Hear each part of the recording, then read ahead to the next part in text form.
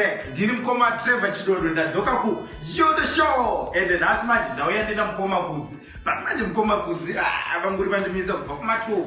Tinoda kuudzai nyaya inonakidza steering. Asi kuti mukoma kudzi vanonoka. Masvika mukoma kudzi. Muri sei kwa mukoma kudzi? Mukoma kudzi kudzi ndiwe kudzi izvi munhu wese ari kutoona kuti uyu ndi kudzi. Handisi kutini. Kudzi tiri kukuona nekala yako nekureba kwako haiti ndiwe kudzi saka iwe ndiwani? Ndiri Jamtias. Jamtias? Izita kana kuti iseneni? Zita neseneni. Kudzi ndakuri ndazviona kuti uyu ndi kudzi uyu. Handisi. Chii chakaitika kudzi? Wonga. Pakaipa. Chii? Shamwari nezuro ndakasvika pajimu nezuro. Nedhenzi rangu randakapractice 1 week yakasimba. Shamwari ndikabva ndati vanhu ndikati chakupedza ruva jimu yako. Ndakati jimu. Takataka karisu. Ndikati vanhu vese ndira kupinda nedhenzi rangu. Alright. Shamwari zvandada kuti zviitike. What I really wanted to happen papo ka.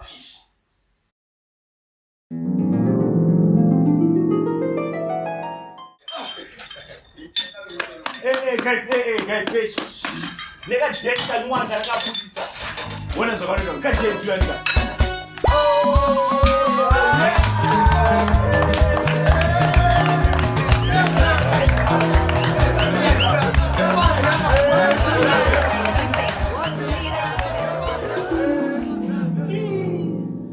But zvakaitika baba wangu.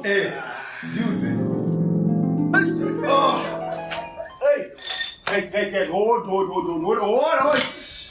Nigga just got on the bed, nigga practice it. What do you say?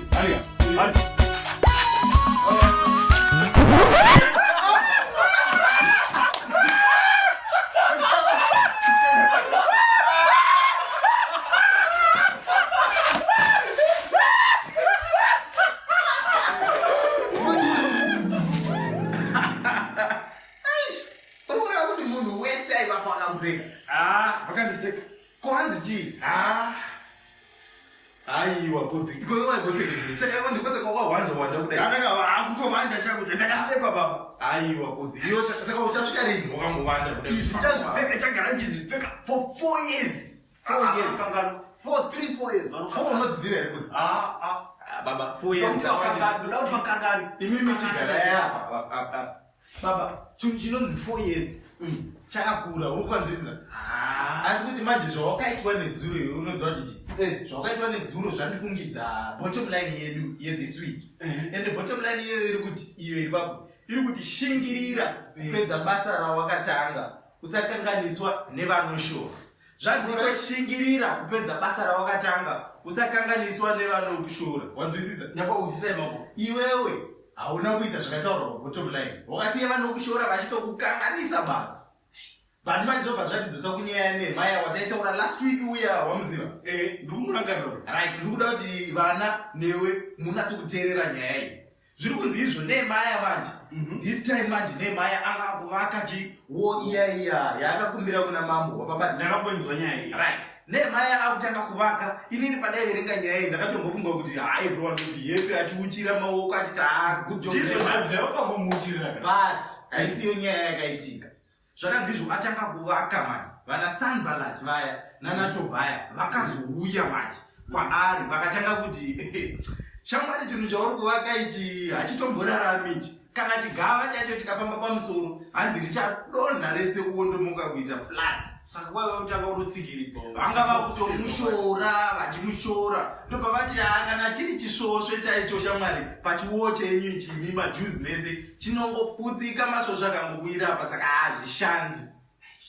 Ende vakamushora ende unoziva kuti vaimushorere vaida kuti majuzi anetsanena nemaya vamire basa. Asi kuti nemaya manje akandinakidza ndobva aignova akati izvi zvanditeerere akangonamata kuna Mwari kuti Mwari ndipewo simba ndipedze basa randakatanga. Ndobva vauya futi kechi2 manje kakandinakidza nyaya iyoyo. Very interesting. Hanzi kechi2 manje vanaTobhaya naSanballat vakazodzoka manje. Vadzoka manje hanzi ndobva vamuti Nema achiburuka pauri because ati pamusoro achivaka achisaisa chichiro zvisimende. Ndobva manje ndobva mutiburuka tiuye kumeeting, buruka uye kumeeting. Ndaitoenda ndichimanya short opportunity. Meeting makuru zvo. Asi kuti manje zvanzi iko Nehemai akaona akati vanhu vari kuda kunditrepa. Kundidana kuti ndimire basa randakanzi ndiite naMwari. Iye manje Nehemai ndobva vaudza akati kumeeting yenyu handiuyi, garai ikoko nemeeting yenyu, ini ndichamboita basa guru randakanzi ndiite naMwari. Saka manje zvakaitika hanzi pakangozopera mamanzi mashoma ndobva vatopedza kuvanga wora riyari. Inyaya yekuti haana kusiya vaimushoora vachimukanganisa, wapaona akaramba achishingirira. Asi kuti manje ndoda kuudza imwe nyaya manje nevanavo kuti kana neniwo ndakambopinda musituation yanga yakaita seyaNehemai. Pandakatanga jimu iya kwawakaenda kwanosekwa kuKing Fitness, ndakatanga ndine 1W chisimbi chidoko doko, vanhu vachindiseka vakati hapana nezvejimu, hapana kwamunoenda. Ini ndobva ndarangarira kuti aiwa Nehemai akashingirira, ndobva ndaramba ndichishanda ndichitraina vanhu. By end of year takatava nemamembers akawanda stereki, iwe unozviziva here. Ndinota kupupura zvechokwadi, ndakazviona zvese zvichiitika. Exactly. Saka manje tava nemamembers akawanda, takakwanisa kuzotenga dzimwe simbi dzakawanda. Ike zvinodzosa kuti vanowani pawanda simbi dzawanda. Umwe manje wandoda kukuudza wekupedzisira manje. Murume anonzi Jah Praiser. Baba zvichangu chi. Handinomufarira. Soja rinosvika kure. Kana nekunonditira. Jah Praiser manje zvakazoita, Jah Praiser achangotanga kuimba achiridza zvimbira traditional music yake. Tainova ndinotsvaka Maria. Wadziziva. Asi vazivawo vakawanda vaimuseka vachiti munhu is too traditional, hatimuteereri music. Icho chokwadi, asi anga ari gamba. But a few years later manje, everyone ava fan yaJah Praiser muZimbabwe. Ava nemasongs akaita sana Mtsana, vana Mubasha, varika hey Mubasha, hanzi yakaipa.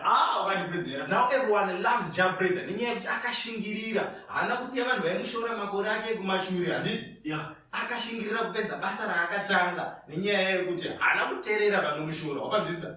Saka inini, just like Nehemai, just like Jeremiah, kuitawo seni, iwewe ndoda kukurudzira nevana vari muTV apo kuti murape muchishingirira basa ramakatanga, musakanganiswa nevanokushorai.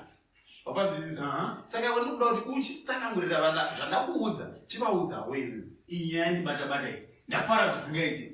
Nyaya iyi pata Nehemai, Jah Praiser navachidodo. Ini neoda kuti tichicha vechi4, vechiina. Saka kuti tichicha vechi4, ndinoziva kuti pane nguva yatomboti tikanzimira pasemuri. Nguva kuda kuti kuti zviti. Kumberi kwechechi cheko chakunoti hey zvachata. Asi nhasi apo vachitsvambe navachidodo naJah Praiser naNehemai. Kwanzi chi nokuti tirambe chiti zvatatanga. Tomira nazvanga. Tinonzi chi stick with it. Keep going. Never give up. Hazvisi ngori zveInsurance chaitanika. Toda kuti titambe kuti tikati initiative neInsurance tikazvibatanidza tinosvika kure. Savachidodo, Jah Praiser naNehemai. So this week ndoda kuti uchipane zvawaitika zvose uchiti izvi. Ndinozonzi nevanhu siyana navo vanhu. Iwe ramba wakati chi stick with it. Keep going. Never give up. And musakanganwa kusubscribe YouTube channel yedu, it's Yudo Admin. And ku Facebook tine yudo.com. Danika musakanganwa kukomenda futi pa Facebook, pa WhatsApp yedu, pa WhatsApp number yedu iri pasasa. Zvese zvatinoita izvi munozviwana futi pa Facebook. Danika ngationa next week pachikamu chinotevera. Muwane wiki yakanaka. Bye bye. Rise unokunda simu. Rise unokunda simu. Rise unokunda. You gotta get back up again. Simu. Rise unokunda simu.